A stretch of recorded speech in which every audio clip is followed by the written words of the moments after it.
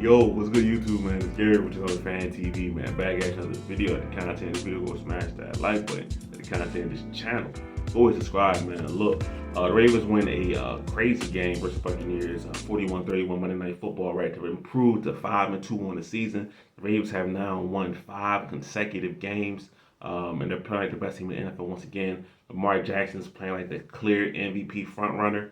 But before we get into all that, I want to say, man, praise up to Chris Godwin. Looked like a really bad leg injury at the end of the game, like he broke his leg. And I know a lot of people want to give Todd Bowles crap for keeping him in the game at that point. But listen, the Ravens had literally just given up an onside kick. There's no telling that you score. They can give another onside kick. You score again. You either tie in the game or you're winning the game, right? So I know people are going to say, well, why was he in the game? It was over. It really wasn't over. All right.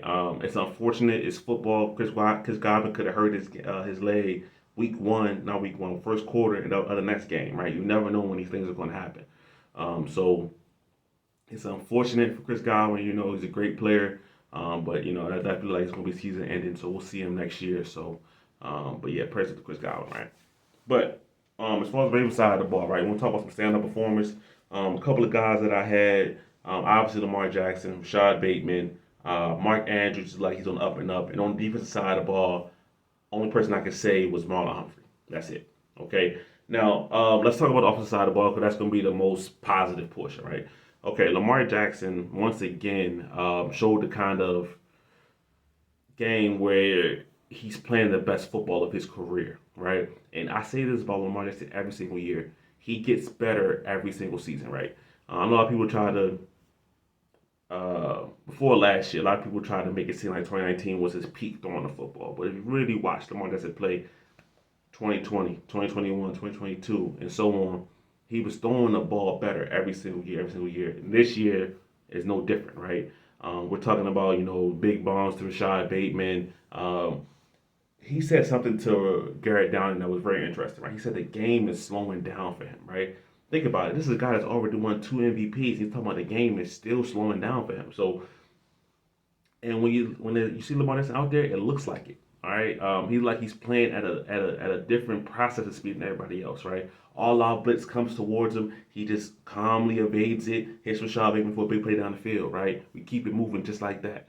So Lamar Jackson is firmly the MVP favorite once again. Obviously, you know, we're not here just to have a stack of MVP awards. Lamar Jackson wants to win Super Bowls and everything like that, but that shouldn't take away from the kind of amazing season that Lamar Jackson's having. All right, we're talking about in this game: 17-22, 281 yards, 5 touchdowns, 158.3 passer rating. Sorry, 158.1. Very, very close to a perfect passer rating. Then you throw another 50 yards on the ground. All right, you get a Jackson 5 from Lamar Jackson. All right, so he's playing at a incredibly high level, right? And he wouldn't want to focus on that because, you know, he's locked in on winning. He's locked in on getting to that Super Bowl. I get it. But as fans, we can step back and look at it and say, hey, look, man, this guy is firmly the best player in the NFL right now. Mahomes, he was up here. He's down here right now. Okay, and Lamar has risen up. Okay, Mahomes, I think, is 6 touchdowns to 8 interceptions. He's not having a good year. All right, people can make excuses about weapons or whatever. Lamar dealt with that his whole career. All right, so Lamar is firmly playing like the best player in the NFL right now, and that's beautiful to see. Okay, Rashod Bateman, man, 4 catches, 121 yards, and a touchdown. 30 yards a catch this game. Rashod Bateman was everything you could want, right?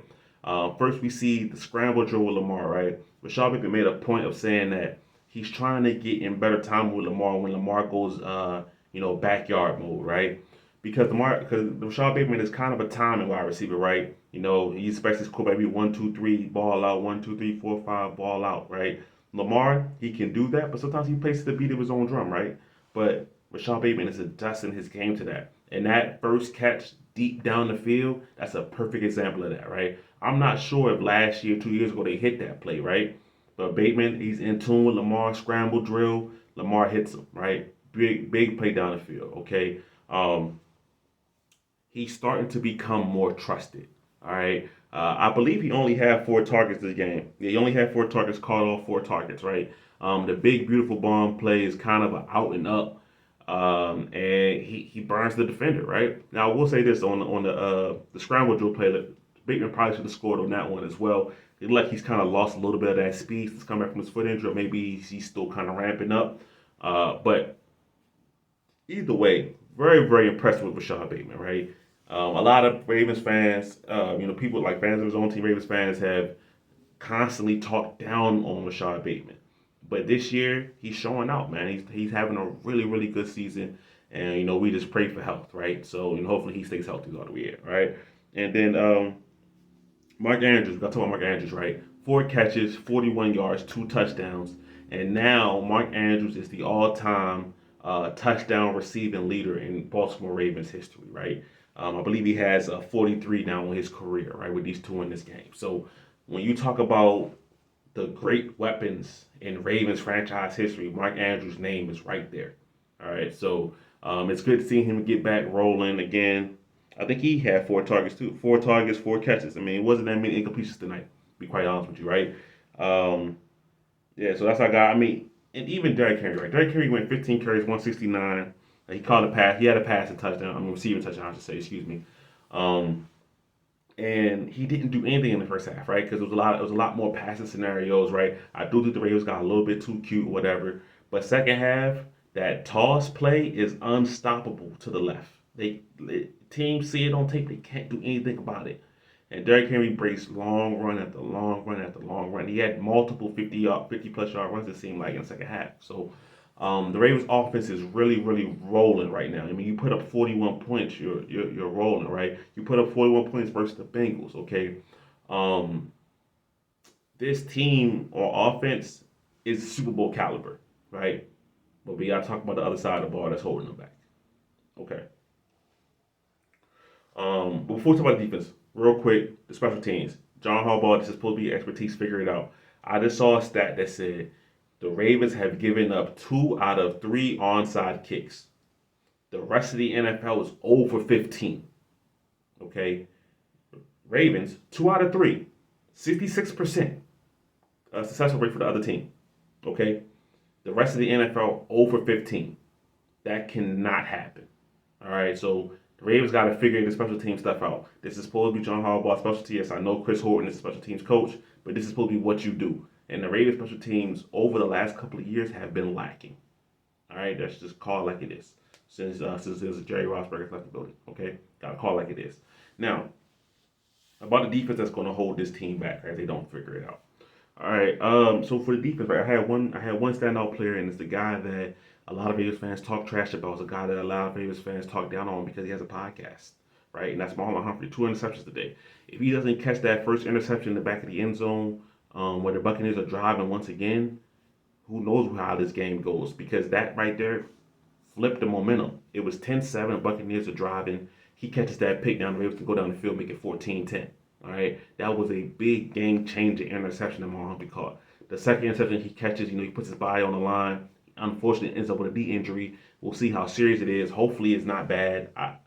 When he fell, it didn't look like anything, but that doesn't mean anything, so we don't know. All right, but Marlon Humphrey has been, I'm really comfortable saying he's been the Ravens' best player on defense, bar none. Right?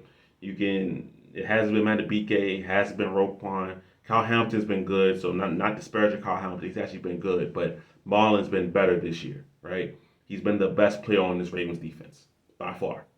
All right, and so hopefully this injury isn't too serious. All right, but for the Ravens, I look at this game and the pass rush is just not getting there, right? Van Noy had a great hot start to the season.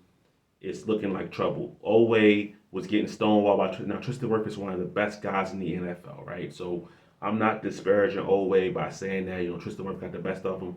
But at the end of the day, if you want to be a high dollar pass rusher, you gotta go against the best and beat the best, right? Oweh did end up getting a sack today, right? But that was off the right side, okay? It wasn't all Tristan Wirfs' side, all right? I mean, they all count the same, right? They all count the same. But the pass rush has to be better. And for Zach Orr, I would say this for Zach Orr, right? I think Zach Orr needs to he needs to dial it back. He's a little bit too aggressive, right? I'm getting too much Wink Martindale. We're going to put everybody at the line of scrimmage, and we're either going to drop out or we're going to send the house, and it's not really working. All right. The Ravens need to be a little bit more conservative, a little bit more keep the ball in front of you, rally and tackle. Because right now they're giving them too many explosive plays, right? The Ravens are having the same issue every single week where guys are not aligned properly. Okay, we saw Rashod like multiple third downs where he just runs out to the flat and nobody runs with him. Right, Rashod White scores a touchdown at the end of the game to make it 41-31 on kind of a little mesh. Nobody runs with them. Okay, so this tells me one thing: either all of our defenders have severely regressed in coverage, or the scheme is not helping them. Right now, this could be a two things is true at the same time. Right, but I saw these same players last year under a different scheme or the same scheme but different tweaks. Right, not have these kind of blown assignments. So that tells me that this is a Zach Orr thing, right? So Zach Orr has to get that right. Okay. This is his first time ever calling plays, so that leash is only so long, right? I can't come up here every week and say, well, yes, it's only his first week calling plays. Yes, they give up 30 points again. Yes, guys are running free. Yes, the defense is misaligned. Yes, the people look confused, but it's only his first time calling plays. That only lasts for so long, right? So the Ravens defense has to get it together. I think that Roquan has to play better again. Now, listen, on the first touchdown of the game, I know people are going to talk about Marcus Williams on that play. Honestly, that play was cover two. The Bucs ran a cover two beater. There's no safety in the NFL making that play. All right, unless you air read and you just reading it and you pulling off and making and you going solo on that play. Like there's no safeties making that play. Mike Evans, they motion to a stack. Receiver comes flying off the line right at the safety. Mike Evans kind of runs a little fade right behind it. Like, that's a cover two beater, right? It's a perfect play for the perfect coverage. It is what it is on that one. But at the end of the day, the Ravens have to play better on the back end. All right, not just that, not that play, but throughout the entire game. And also, the Ravens have to be able to catch the football. Right, Marlon Humphrey caught 2 interceptions today. Darius Washington let another interception drop. He had a ball go right through his hands, and Kate Ott ended up catching it. The Buccaneers score on that drive, right? Darius effectively could have ended the game, right? This was probably like 8 minutes to go in the game, fourth quarter, and he lets the ball go right through his hands. Again, okay, so the Ravens have to figure this out, all right?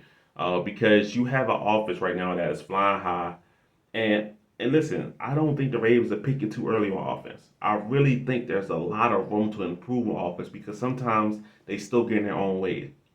Let's talk about the penalties, man. Where the penalties at? Hold on.